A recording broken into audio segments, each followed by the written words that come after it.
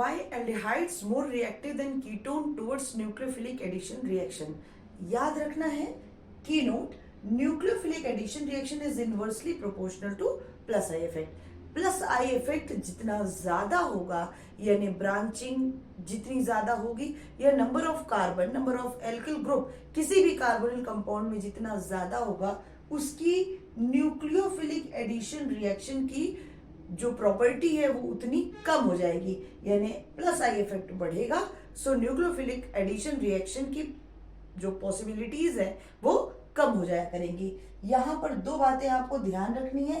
Case 1 हमारा है ये एल्डिहाइड कीटोन, जिसमें आप देख रहे हैं एल्डिहाइड में ये जो आपका कार्बन है, कार्बोनिल का कार्बन है, एक तरफ एल्किल ग्रुप से अटैच है और दूसरी तरफ हाइड्रोजन से. और यहाँ कीटोन में दोनों ही तरफ ये किससे अटैच्ड है? एल्किल ग्रुप से. और आपको बहुत अच्छे से पता है एल्किल ग्रुप प्लस आई ग्रुप हुआ करता है, यानी इलेक्ट्रॉन डोनर हुआ करता है.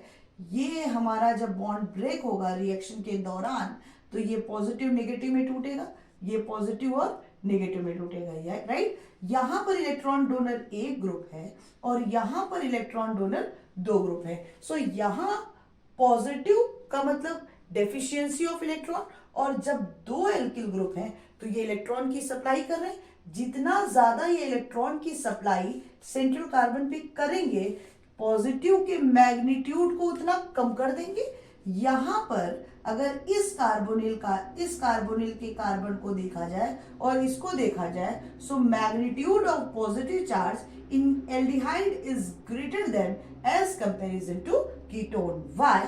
Because in case of aldehyde, this having a smaller plus I effect. Why? Because it is attached with only one alkyl group, right? But this having larger plus I effect. क्यों? क्योंकि दोनों ही तरफ carbonyl के carbon को दोनों तरफ से alkyl group ने घेर के रखा है और दोनों तरफ से वो कार्बन को इलेक्ट्रॉन सप्लाई कर रहा है. सो इलेक्ट्रॉन जितना ज्यादा इस कार्बन पे आएगा, इसकी इलेक्ट्रॉन की भूख उतनी कम हो जाएगी, यानी जो मैग्नीट्यूड है पॉजिटिव का वो उतना कम हो जाएगा. और जितना छोटा मैग्नीट्यूड होगा, जितना पॉजिटिव का चार्ज जितना कम होगा, न्यूक्लियोफाइल के लिए अट्रैक्शन उतना वीक हो जाएगा. सो इन दोनों में स्ट्रॉन्ग न्यूक्लियोफिलिक एडिशन रिएक्शन कौन देगा? एल्डिहाइड. कीटोन के कंपैरिजन में एल्डिहाइड हमेशा ज्यादा रिएक्टिव होगा. और कभी क्वेश्चन बना मिथेनॉल और इथेनॉल में कौन ज्यादा रिएक्टिव है, तो मिथेनॉल. एक सीधा सा फंडा आपको क्या लगाना है?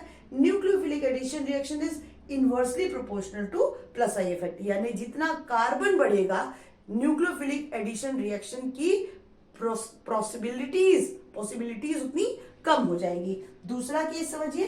पहला रीजन ये हो गया larger plus I effect weak nucleophilic addition reaction. जितना बड़ा प्लस आई इफेक्ट होगा, न्यूक्लियोफिलिक एडिशन रिएक्शन के चांसेस उतने कम हो जाएंगे. और दूसरा कारण due to presence of hydrogen atom on aldehydes.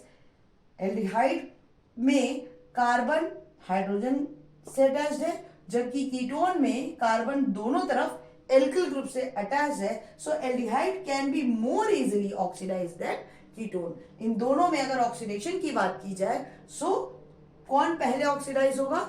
Aldehyde पहले ऑक्सीडाइज होगा. क्यों? क्योंकि यहां एल्डिहाइड का CO ग्रुप किससे अटैच्ड है? हाइड्रोजन से. ओके.